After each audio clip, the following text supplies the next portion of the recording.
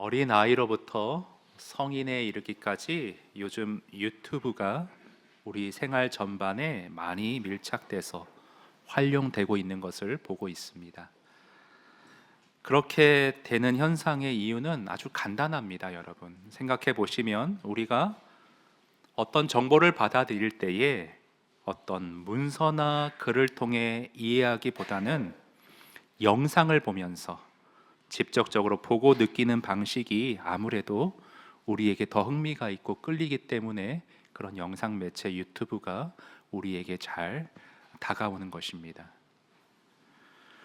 그뿐 아니에요. 또 개개인의 취향에 맞는 다양한 컨텐츠가 내가 원할 때 내 방식대로 언제든 골라볼 수가 있기 때문에 요즘 사람들이 이 지상파 방송보다는 유튜브를 더 많이 접한다는 통계가 나와 있습니다. 얼마 전에 어떤 집사님과 제가 대화를 나누는 중에 집사님이 그런 말씀하셨어요. 목사님, 저는 중고차를 손해 보지 않고 제대로 잘 고를 수가 있습니다. 그래서 제가 어떻게 그런 비결을 배우셨습니까? 유튜브를 통해 배웠습니다. 그래서 저도 저의 요즘 관심사 등산에 관한 것을 한번 이렇게 검색해서 시청해 보았는데요. 한번 화면 보실까요? 등산을 어떻게 하냐에 따라 이분은 이런 것만 띄워도 막 웃으세요. 네. 어떻게 등산을 하냐에 따라 방법에 따라 등산이 내 몸을 살릴 수도 있고 내 몸을 망가뜨릴 수도 있다는 내용의 그런 방송이었습니다. 근데 여기서 가장 와닿았던 게 이 평소에 운동을 안 하다가 갑자기 오르막을 오르면 숨이 가빠지고 힘들잖아요. 그래서 다음 보실까요? 그래서 내 몸의 현재 운동 능력이나 컨디션에 따라 오르는 속도를 조절하고 달리할 수 있어야 한다는 게 저는 가장 와닿았습니다. 다음이요. 여러 명이서 똑같은 속도로 오르르 올라가기보다는 그럼 너무 힘든데 그러지 말고 서로 배려해 가면서 좀 늦춰가면서 호흡과 템포를 조절해 가면서 레스트 스텝으로 이렇게 잘 쉬면서 밟아갈 때 내 몸을 살리는 등산을 할 수 있다는 겁니다. 여러분, 근데 실제 등산 중에 가장 많이 발생하는 사고가요, 심장 돌연사라고 합니다. 마치 그런 것 같죠? 자동차 성능을 고려하지 않고 무조건 엑셀을 밟으면 엔진에 문제가 생기는 것과 똑같은 이치예요. 이렇듯 방법을 어떻게 하냐에 따라 내 몸을 망칠 수도 있고 내 몸을 건강하게 살리는 등산이 될 수도 있고 이렇게 두 갈래로 갈리게 되는데 예배도 마찬가지라는 것입니다. 오늘 내가 어떻게 예배 드리냐에 따라서 내 영혼이 살아날 수도 있고 내 영이 망가질 수도 있다는 사실에 우리는 오늘 좀 경각심을 가져볼 수 있기를 원합니다.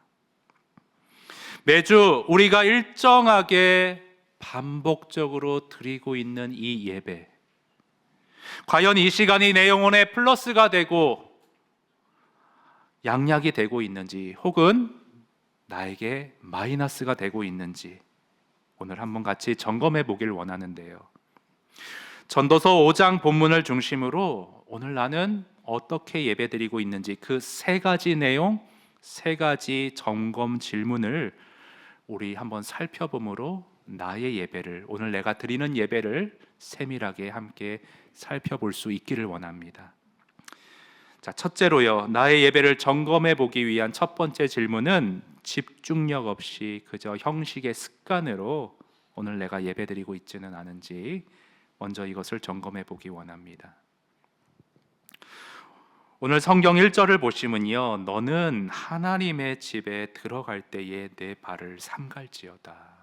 여기서 하나님의 집이란 하나님의 전, 하나님의 성소, 성전. 그러니까 지금 전도서 기자가 말하는 게 뭐예요? 성전에 예배드리러 갈 때 어떤 마음가짐을 가져야 되느냐, 그 문제를 지금 말하고 있는 겁니다. 어떤 마음을 가져야 되냐? 삼가는 마음을 가져야 한다. 여러분, 삼간다는 말은요, 기본적으로 조심하는 마음, 주의하는 것, 깨어있는 그러한 마음가짐을 뜻합니다. 다시 말해 예배드리러 나올 때 아무 생각 없이 무감각하게 흐트러진 마음가짐으로 나오지 말라는 거예요. 발을 삼가해라, 즉 긴장하고 집중해서 조심스레 한 발 한 발 내딛는 그러한 깨어있는 마음으로 예배 드리라는 것입니다. 제가 아까 등산에 관한 말씀드렸는데 이치가 같습니다. 여러분, 그 지형이 험한 안반을 올라가다 만나게 될 때 어떻게 걷습니까? 조심조심 미끄러질까 주의하고 집중해서 한 발 한 발 신중하게 내딛습니다. 근데요, 그런 경우 있어요. 동네 산 같은 경우에 똑같은 코스를 매번 반복해서 오르다 보니까 이 몸이 익숙해져 버리죠. 이 발이 익어버려요. 그래서 조금 험해도 크게 신경 쓰지 않고 가볍게 조심성 없이 그냥 올라가기가 쉽습니다. 우리 사람은 다 그런 습성이 있어요. 누구나 그런 습성이 있는데, 그런데 예배만큼은 조심하라는 것이에요. 예배는 익숙해지면 위험해요.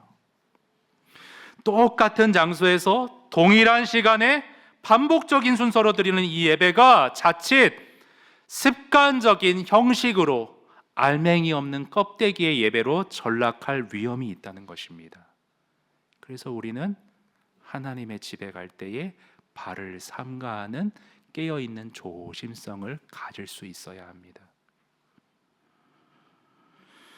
VIP, 나의 VIP 중에 VIP, 살아계신 하나님을 만나는 최대한 집중하는 자리임을 여러분이 잊어서는 안 돼요. 관련해서 글 하나 보겠는데요. 나는 일요일에 교회 가는 일을 삶의 당연한 일부로 여기면서 자랐다. 우리 가족에게 일요일 규칙에 예외란 없었다. 휴가지에 가서도 부모님은 주일 예배를 드릴 교회부터 찾았다. 이 중요한 영적 습관을 철저히 길러준 부모님에게 깊이 감사드린다. 그런데 이 다음이 중요합니다. 그런데 기억을 더듬어 보니 우리 부모님은 주일 예배를 위해 마음을 준비하라는 말은 한 번도 하지 않았던 것 같다. 우리 영혼의 원수 사단은 우리가 예배에 온전히 집중하여 하나님 말씀을 분명히 듣고 결단하지 못하도록 막기 위해서라면 무슨 짓이든 벌일 존재이다.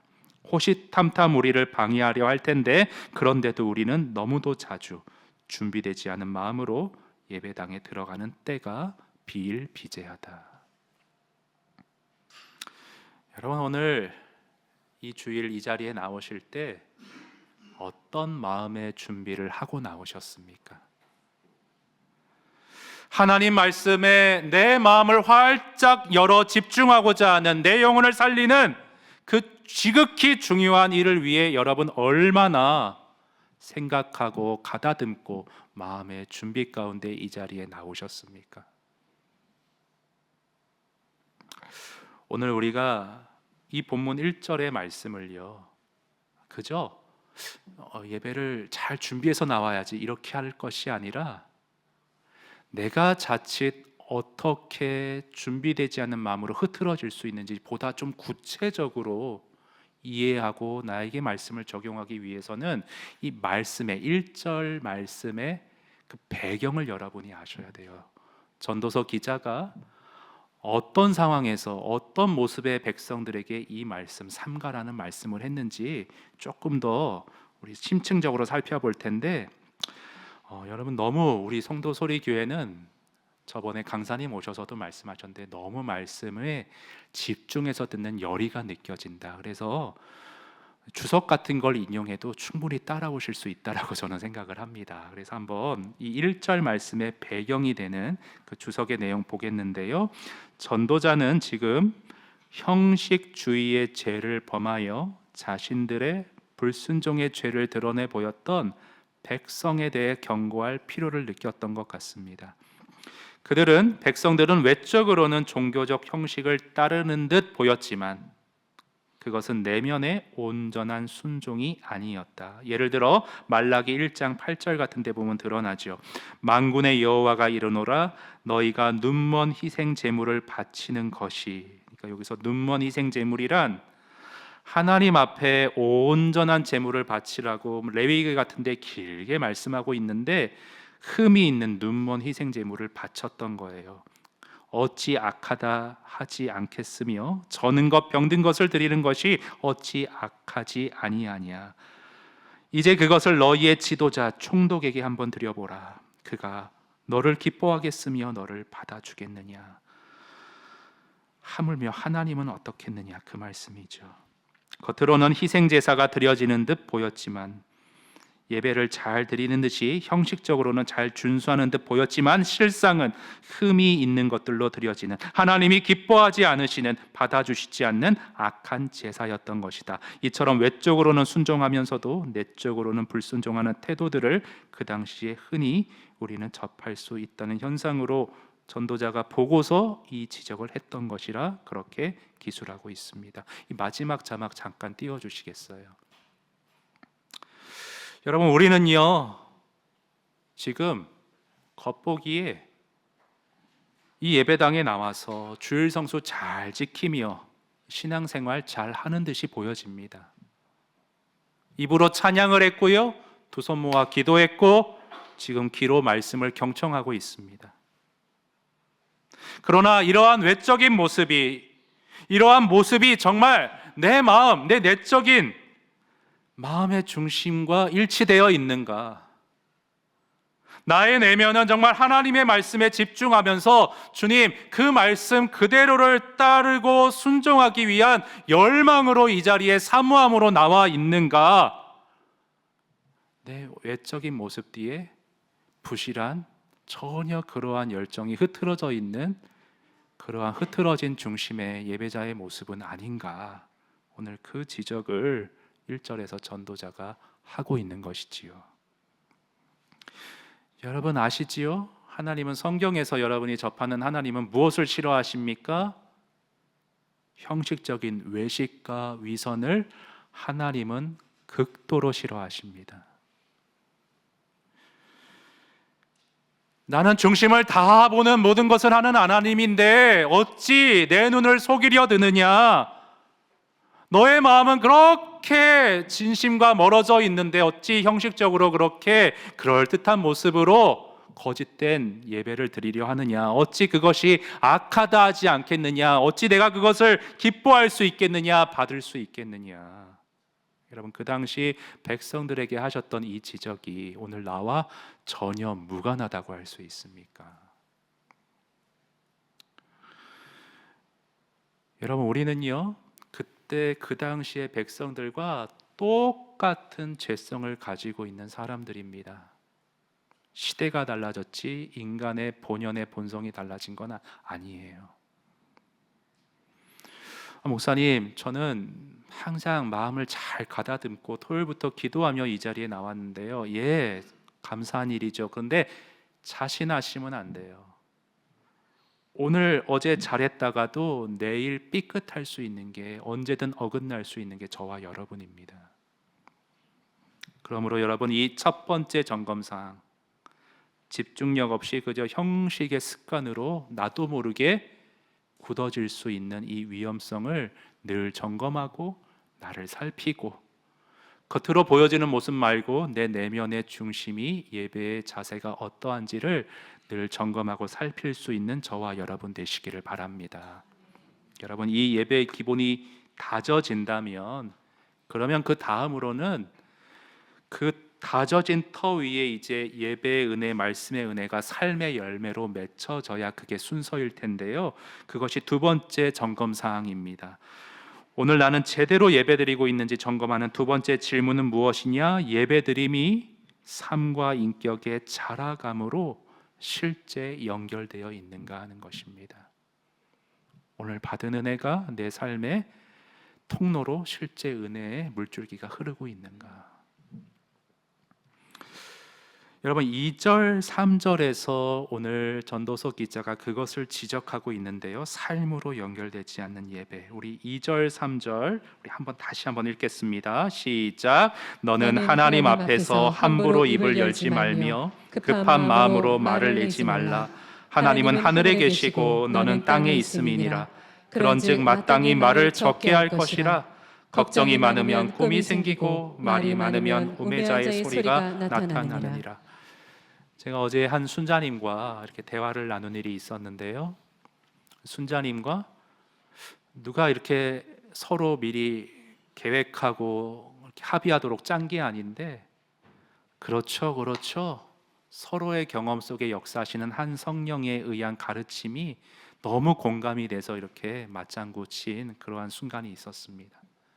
그 순장이 뭐라 그러시냐면, 목사님, 제가 신앙생활을 이렇게 오래 하면서 또 교회에 이런저런 모양으로 사역하면서 얻게 되는, 다짐하게 되는 분명한 한 가지가 있다고. 그게 뭐냐? 정말 하나님의 사람으로 하나님의 일을 하려면 무엇보다도 여러 가지가 있을 수 있겠지만 말의 신중함, 내가 한 말을 완전하진 않지만 이행하고자 하는 진정성, 그것이 그리스도인의 삶의 기본 덕목이요 인격이요 필수 요건이 아닐까라는 말을 서로 주고받았습니다. 여러분, 이 당시에 이스라엘 백성들이 얼마나 예배의 형식적인 겉모습으로, 외식적인 예배로 일관했느냐 하면 증거가 나타나요. 열매로 그들을 알게 되는데, 보세요. 하나님 앞에서 함부로 입을 열었습니다. 성급한 마음으로, 정돈되지 않는 마음으로 말을 내뱉었습니다. 그리고 성전에 올라가서 산을 보라, 나의 도움이 어디서 올꼬, 천지를 지으신 여호와께로다, 그렇게 입으로는 찬양하는데 3절 보시면 막상 집에 돌아가면 걱정이 많고 잠을 뒤척이며 헛된 꿈을 꾸고, 그래서 그 걱정거리를 이런저런 사람한테 정돈되지 않은 마음으로 부정적인 말들, 영향들을 미치고 그렇게 살아가는 우매자의 모습을 보였다라고 지적하고 있습니다. 여러분 어떠십니까? 여러분께서는 오늘 예배 참 은혜로웠어. 좋습니다. 감사한 일입니다. 그러나 그것이, 그 은혜가 얼마나 여러분의 삶에 영향을 미치고 여러분의 삶 가운데 은혜의 물줄기가 계속 흐르고 있는지를 여러분 한번 점검해 보실 수 있기를 바랍니다. 여러분, 매주 드리는 우리의 예배의 큰 영적 흐름을 한번 점검해 볼 수 있기를 원해요. 여러분, 우리는 늘 예배 때마다 사도신경합니다. 수요 기도회 때도 사도신경으로 시작해요. 사도신경에 무슨 말씀이 있습니까? 죄를 사하여 주시는 것과, 주님, 부족한데도 오늘 제가 이 몸 이끌고 나왔는데 이런 저의 허물을 사해 주심을 믿습니다. 용서해 주시잖아요.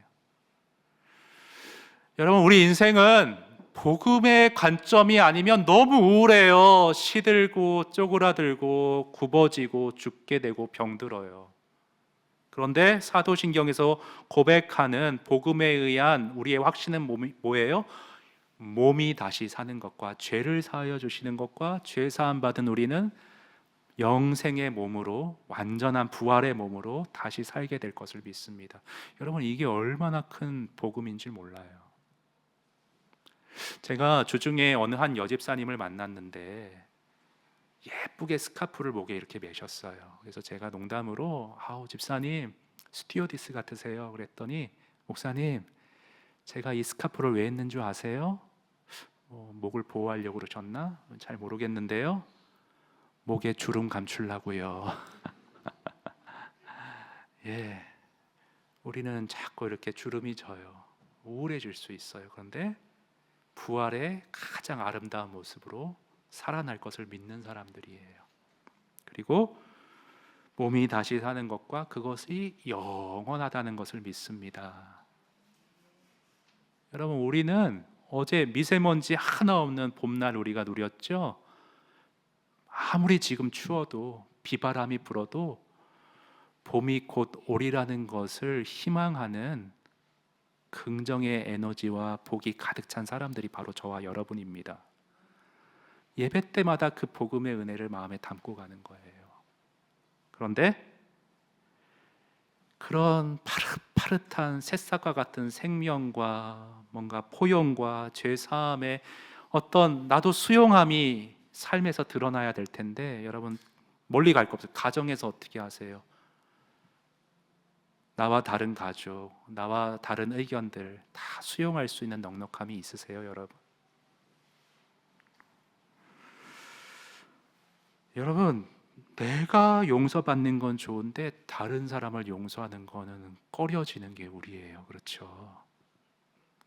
나를 품어주시는 하나님의 사랑은 감사한데 저 사람을 품기에는 머뭇거리게 되는 게 바로 저와 여러분입니다. 아까 말했듯이 멀리 갈 거 없어. 가족도 그래요, 여러분. 서로 정말 똑같은 형제인데 너무 달라요. 옛날 고전 영화 흐르는 강물처럼 보면 그 브래드 피트 젊은 시절이 나오죠. 브래드 피트의 형은요 굉장히 모범생이에요. 그런데 동생은 좀 와일드하고 성격이 그렇게 뭐랄까 평탄하지 않습니다. 형이 너무 안타까운 거예요. 왜 이렇게 위태하게 사니? 그러지 말라고 멱살도 잡는데 안 돼요. 말을 안 들어요. 그런데 나중에 맨 영화의 마지막에 아버지가 목사님인데 아버지의 설교를 통해서 형이 크게 깨닫습니다.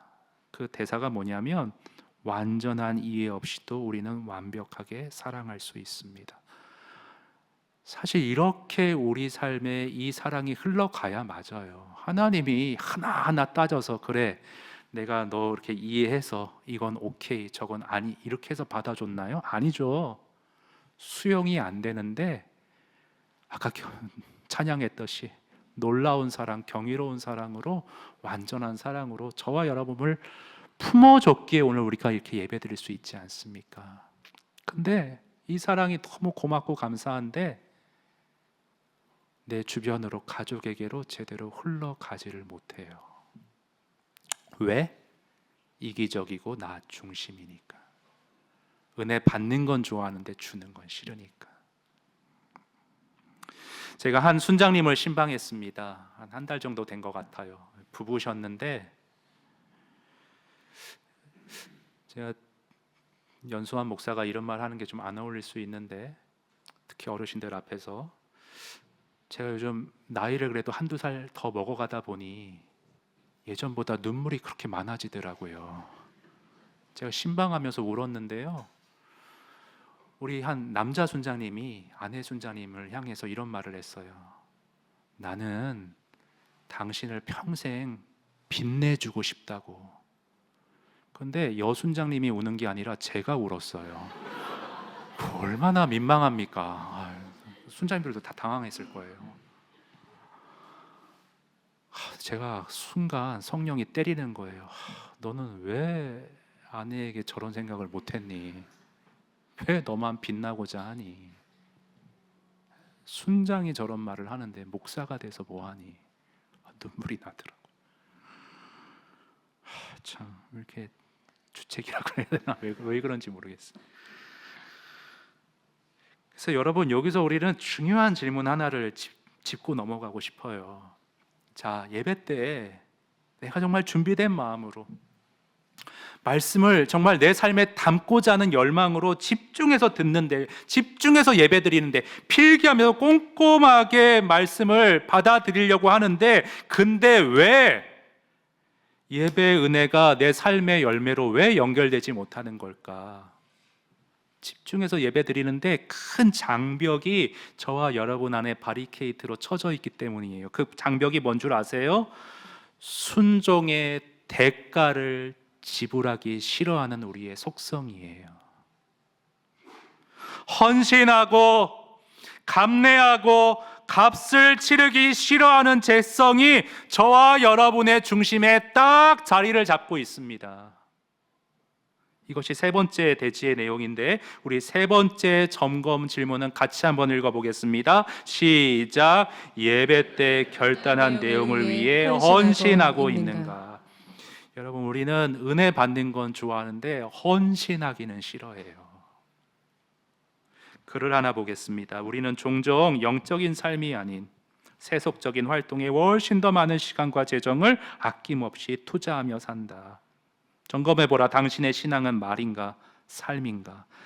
그리스도인인 우리는 말로만 우선순위를 외치는 하나님이 제일 중요하다, 하나님만 있으면 된다 외치는 말로만의 신앙에서 벗어나 그 우선순위에 따라 실제 삶을 살아야 한다. 그로 인해 좀 손해보더라도, 세상적인 기준으로 초라한 생활을 하게 되더라도 그것은 그럴 만한 가치가 있다. 성경이 말하는 진정한 하나님의 백성이 되려면 우리는 삶이라는 대가를 지불해야 한다. 근데 이게 손해가 아닌 게 뭐냐면, 당신이 그 대가를 지불할 준비가 되었다는 확신이 없다면 이렇게 말하고 싶대요.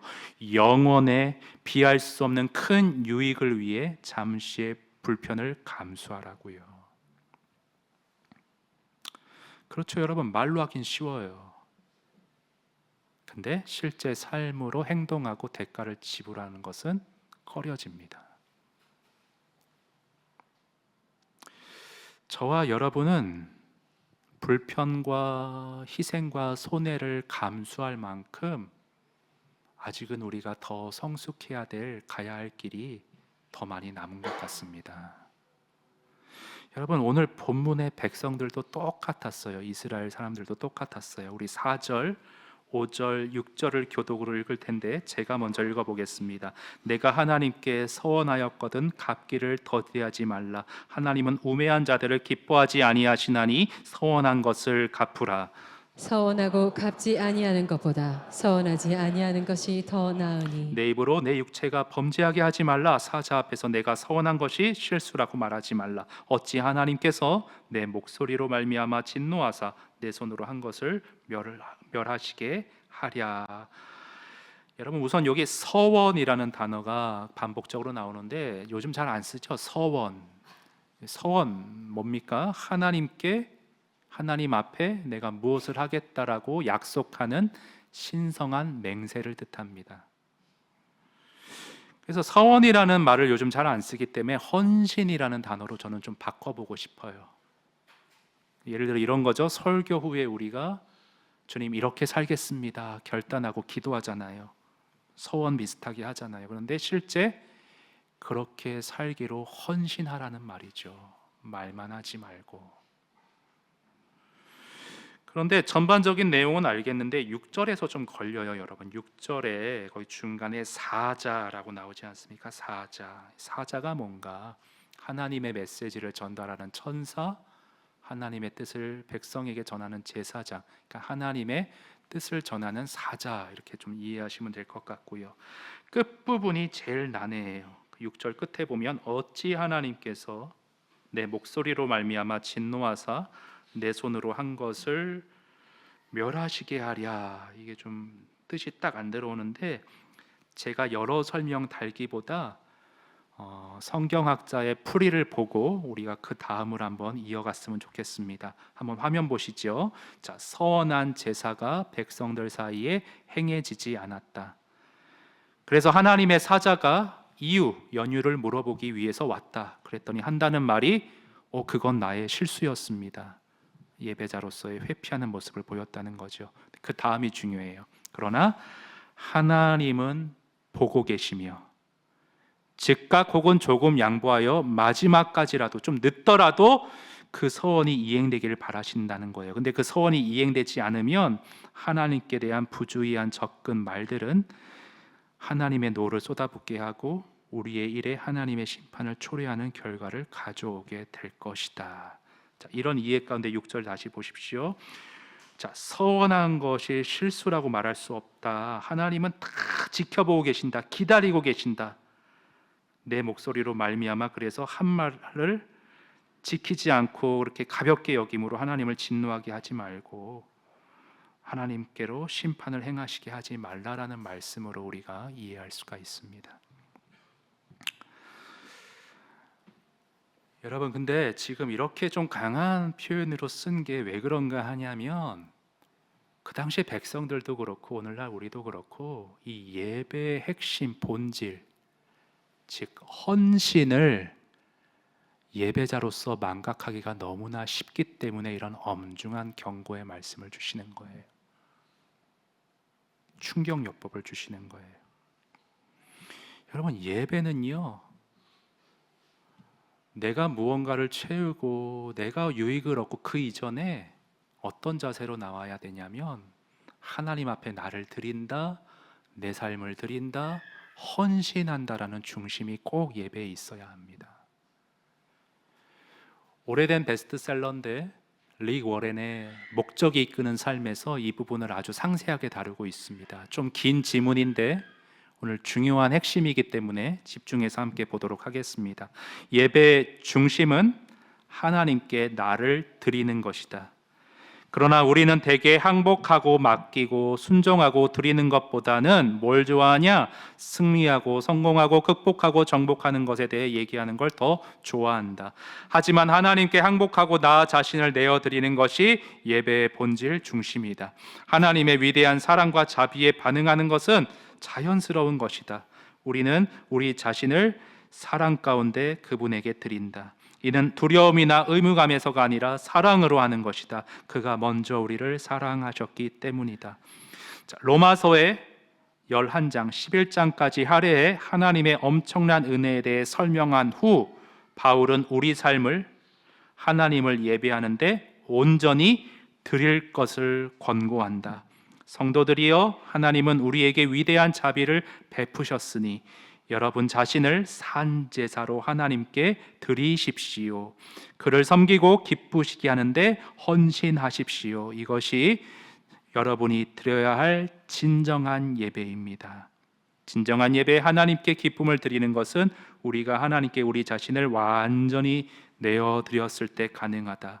위 로마서 첫 문장과 마지막 문장 모두에 드리다라는 단어가 강조되는 사실을 한번 생각해 보라. 우리 스스로를 하나님께 드리는 게 예배의 전부이다. 로마서 말씀 다시 띄워 주시겠어요? 로마서 말씀 한번 앞으로 가셔서 띄워 주시면, 네, 거기 드리다라는 단어가 계속 강조되고 있는 게 보이시죠? 근데 여러분 잘 여기서 놓치지 말아야 할 또 하나의 포인트가 하나님은 우리에게 위대한 자비를 베푸셨으니, 이게 중요해요. 우리가 어떻게 헌신된 진정한 예배자가 될 수 있느냐? 하나님의 자비와 은혜에 먼저 푹 젖을 때 그것이 가능하다는 것입니다. 이기적인 우리가 헌신이 무슨 동력으로 그것이 가능하겠습니까? 하나님의 사랑에 제대로 젖을 수 있어야 돼요.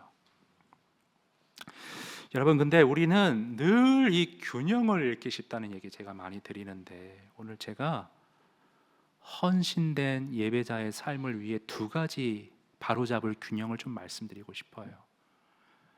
은혜로 구원받고 은혜로 구원받은 자는 하나님께 헌신해야 되는데, 새가족 양육 때도 말씀드리지만 우리는 이 헌신에 대한 강조가 너무나 약화되어 있어요.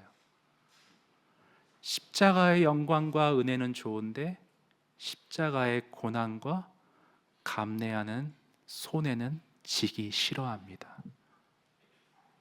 균형이 필요해요. 은혜의 충만함, 그 은혜로 인한 헌신, 균형을 잡아야 됩니다. 그래서 오늘은 이 헌신에 대한 부분을 조금 더 한 번 더 자막을 통해 강조해 드리기 원하는데, 하나 더 보시겠습니다. 예배는 보는 것이 아니라 드리는 것이다. 하나님께 마음과 시간과 정성 그리고 기도와 찬송을 드리는 것이다. 하지만 요즘 우리 예배는 드림의 요소가 약해졌다. 받는 것에 익숙해졌다. 내 필요를 채우고 회중의 입장에 눈높이를 맞추다. 그 도를 넘어선 것이다. 예배의 본질은 받기 이전에 드리는 것이다. 예배는 거룩한 투자이다. 대가를 치르는 것이며 값을 치르는 것이다. 예배는 나를 채우기 전에 먼저 하나님 앞에 나를 드리는 것이다. 어떤 학자가 현대 예배를 그렇게 비판했습니다. 연극 관람하듯이 그렇게 관람하며 보는 것이 예배가 되었다. 내 심미적인 만족을 즐기는 것이 예배가 되었다. 아니죠. 좀 불편해도 설교 말씀이 어떤 현대적인 구미에 담기지 않아도 거기에 나를 향한 하나님의 마음이 담겨 있다면 나를 드리는 마음으로 귀를 기울이며 집중하려는 노력, 내 삶에서 때로는 정말 하기 싫지만, 때로는 너무 손해보는 것 같아 두렵지만, 주의 은혜를 의지해서 기꺼이 나를 드릴 수 있는 헌신, 이것이 예배이죠, 여러분. 그런데 반복해서 말씀드리듯이 저와 여러분의 뿌리 깊은 죄성은 값을 치르기를 싫어합니다. 드리는 것보다 여전히 받는 게 더 좋습니다. 그런데 사랑의 하나님은 이런 우리의 처지를 너무 잘 아셔서 그냥 우리를 너희들은 안 되겠다 상한 심지를 바꿔버리지 않고요, 은혜로 우리를 보듬고 헌신의 자리로 회복시키고자 하는 게 우리 아버지의 마음이에요. 여러분, 그래서 저는 이 균형을 또 하나 말씀드리고 싶습니다. 우리가 은혜로 구원받았잖아요. 그러면 은혜의 동력을 가지고 헌신해야 되는데, 그 헌신은 또 하나 강조하고 싶습니다. 내 의지, 내 노력, 내 결단만으로 절대 안 되고요, 은혜에 나를 구원한, 나를 품어준 그 은혜에 더욱더 철저히 의지하고 그 은혜에 젖고자 할 때에 헌신된 삶이 가능하다는 것. 그래서 은혜가 처음 시작이요, 우리의 현재이며 우리의 마지막이라는 것, 모든 것이 은혜라는 이 균형을 여러분이 꼭 신앙 가운데 놓치지 말고 담고 있어 주시기를 바랍니다. 여러분, 그것이 오늘 7절에서 전도자의 결론이에요. 자, 우리 7절 말씀 마지막으로 다 같이 읽겠습니다. 7절 다 같이 시작. 꿈이 많으면 헛된 일이 많아지고 말이 많아도 그러하니 오직 너는 하나님을 경외할지어다. 네. 아무리 예배에 집중하고 삼가는 마음으로 말씀을 담으려고 해도 여전히 정말 우리의 그런 본성을 깎기를 싫어하고 그냥 주어지는 대로, 충동대로 살고자 하는 우리이기에 자꾸 걱정이 많고 말이 많아지고 가벼워지고 늘 그렇게 살아가는데, 그런 너에게 오직 하나의 처방전이 있는데 그것은 무엇이냐? 하나님을 경외하라는 것입니다. 여러분, 하나님을 경외해야 된다. 너무 우리에게 당연한 명제이고 익숙한 명제입니다. 그런데 경외라는 개념을 사실 제대로 파악하고 붙잡는 경우가 많지 않아요. 그래서 경외라는 뜻을 먼저 좀 정리하기 원하는데요, 경외란 주로 하나님께 대한 두려움과 존경을 의미한다. 우리 한글 성경은 한자어를 사용해서 공경할 경, 두려워할 외를 사용하여 번역을 아주 잘해 놓았다. 우리 한자어가 잘 표현한 것처럼 경외는 공포 같은 개념이 아니다. 두 가지를 기억하세요. 존경심과 사랑을 담지하고 있는 공경의 두려움, 존경심과 사랑, 이 두 가지를 여러분 기억하세요. 예를 들어서 그랜드 캐니언 같은 대자연을요, 사진으로만 보던 사람이 직접 그곳에 가서 광대한 광경을 몸으로 접하게 될 때에 그때 느끼는 감정이 뭐예요? 대자연 앞에서 나의 왜소함, 두려움이라고 표현하면 좀 이상할까요? 경이로움. 그래서 어떤 분들은 그런 광경 앞에 우는 분들도 계세요. 굉장히 복잡 다양한 심경인 거죠.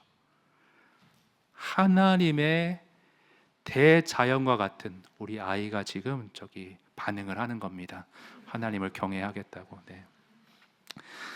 대자연 같은 하나님의 광대하심 앞에서도 여러분 마찬가지예요. 하나님의 찬란한 영광 앞에 서면 우리는 뭘 느껴요? 나의 비루함과 비참함을 보게 되어집니다. 두려워요.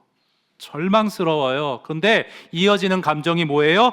이런 나를 품어주시는 하나님의 놀라우신 사랑, 감사와 존경이 샘솟아 나는 것이지요. 존경과 사랑의 경외감. 전도자가 말하는 게 뭐예요? 너의 의지로, 너의 결심으로 절대 삶의 예배를 꽃피울 수 없다. 헌신을 이룰 수 없다. 어떻게 하느냐? 하나님을 경외해라. 다른 말로 하나님의 은혜에 푹 젖어라. 비천한 너를 충분히 이끄실 수 있는 그분의 광대하신 능력을 의지해라.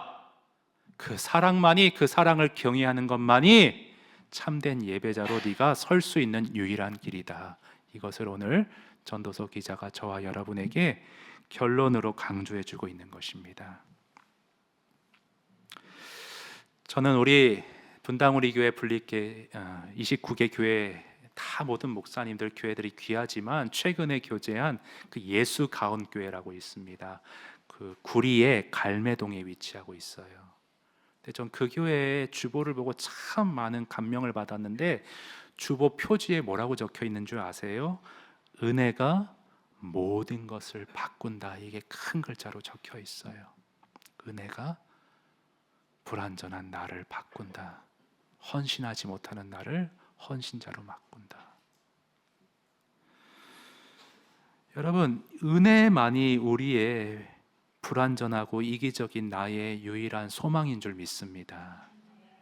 로마서 8장 32절 말씀, 유명한 말씀이죠. 한번 같이 읽어봅니다. 시작. 자기 아들을 아끼지 아니하시고 우리 모든 사람을 내주시니까 어찌 그 아들과 함께 모든 것을 우리에게 주시지 아니하겠느냐. 할렐루야. 아멘. 과거에 하나님이요 아들도 아끼지 않고 이런 자격 안 되는 나를 위해서 희생시키셨던 그 사랑의 하나님, 그런 분이라면 오늘 내가 넘어지더라도, 오늘 내가 실패하더라도 끝까지 책임져 주지 않겠느냐. 아들까지 희생시키신 사랑인데 계속해서 사랑을 채워주지 않겠느냐. 그 말씀입니다. 이것만이 우리의 소망이에요. 여러분, 저는 오늘 그런 게 있습니다. 하나님이 제가 입으로만 뻥끗하며 말씀을 전하지 말라고 말씀의 주제와 관련해 늘 저를 흔드실 때가 종종 있으세요. 이번 주 저는 사실 너무 힘든 한 주였어요. 이거밖에 안 되나 내가? 어떻게 이렇게 형편없지? 설교할 수 있을까? 근데 나를 구원해준 그 은혜에 바짝 엎드릴 때 성령이 다시 말씀하세요. 내가 끝까지 너를 사랑하겠다. 일어나라. 네 의로 내 말씀을 전하는 게 아니다. 내가 너를 전적인 은혜로 구원했고 전적으로 도울 것이다. 그 은혜로 오늘 여기 섰습니다.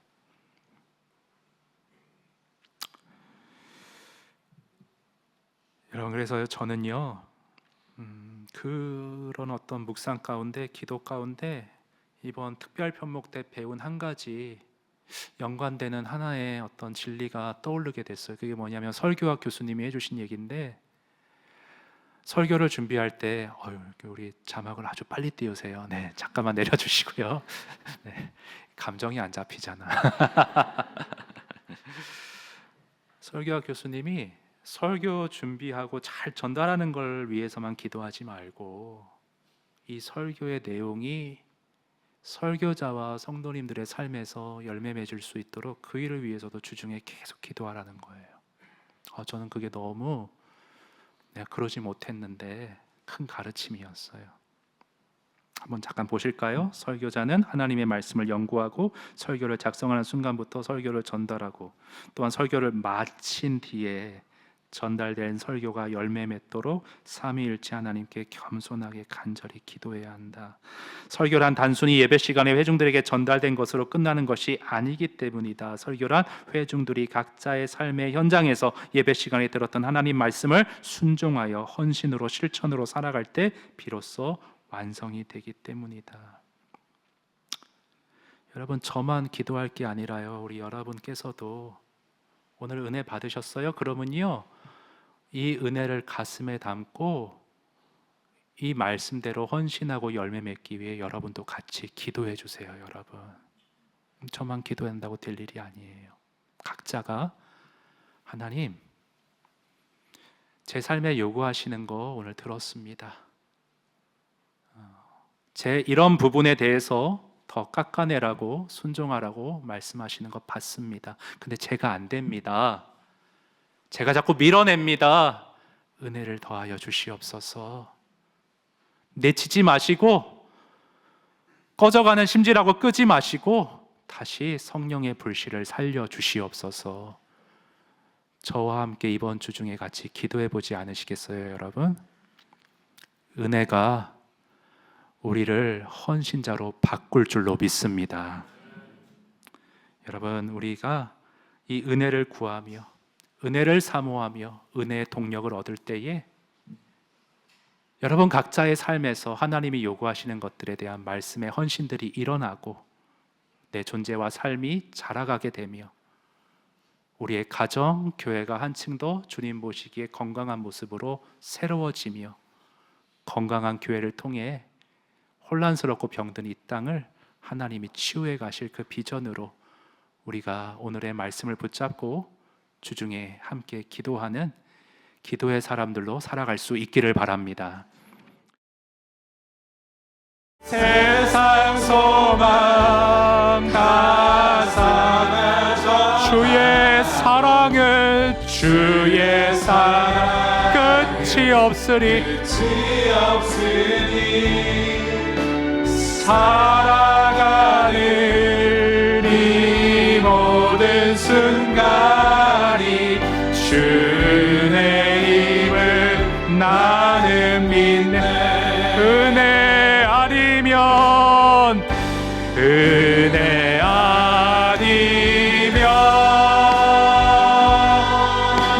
나서지 못하네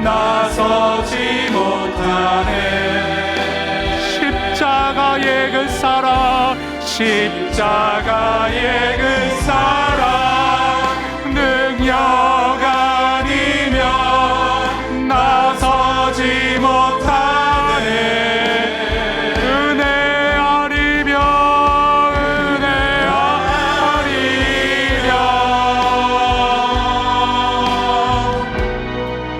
나서지 못하네. 놀라운 사랑 그네 아니면 나서지 못하네. 놀라운 사랑 그네 아니면 나서지 못하네. 여러분, 오늘 나의 예배의 자세와 마음이 하나님 앞에 정말 나를 드리고자 하는 헌신의 마음으로 이 자리에 계십니까? 혹시 관람의 마음으로 이 자리에 나와 계신 것은 아닙니까? 성령님, 오늘 말씀이 내 영혼에 거울 되어서 나의 적나라한 모습을 보게 하시고 중심을 바라잡아 주시고 고쳐 주시며 주의 은혜로 나의 예배가 온전히 회복될 수 있도록 내 삶에 주의 말씀에 대한 헌신이 꽃피어질 수 있도록 주님 성령으로 나를 치료하시고 말씀으로 교정하여 주시옵소서. 우리 주의 은혜를 구하며 각자 주의 존전에 나아가 주님의 은혜 붙잡고 함께 기도하겠습니다. 기도드립니다. 사랑 많으신 하나님 아버지,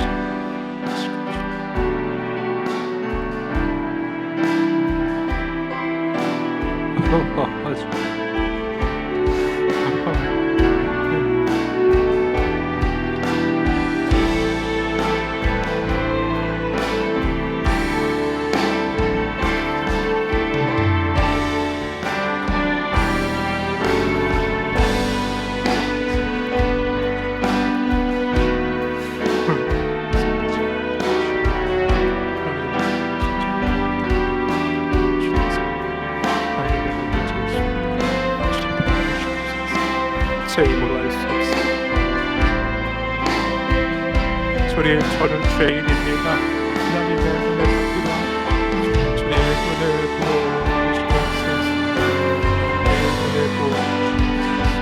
주의 은혜를 붙여주시고 나를 부어주시는 그 사랑으로 느껴주시겠습니다. 저 자신을 온전히 감사주시옵소서.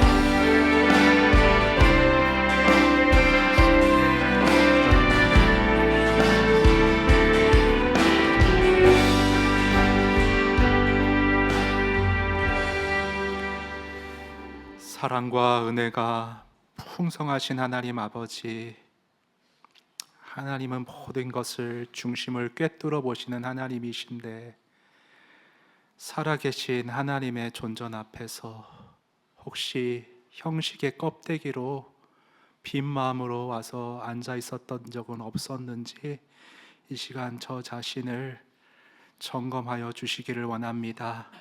성령의 비춰주시는 조명의 빛 가운데 하나님, 저와 우리 사랑하는 성도들 보여지는 허물이 있다면 성령의 은혜 가운데 바로잡게 하시고, 생명과 같은 이 예배가 정말 내 영혼의 해악이 되는 예배가 아닌 내 영혼을 살리고 회복시키는 하나님이 받으시는 예배 되어질 수 있도록 송도 소리교회의 예배를 회복시켜 주시옵소서.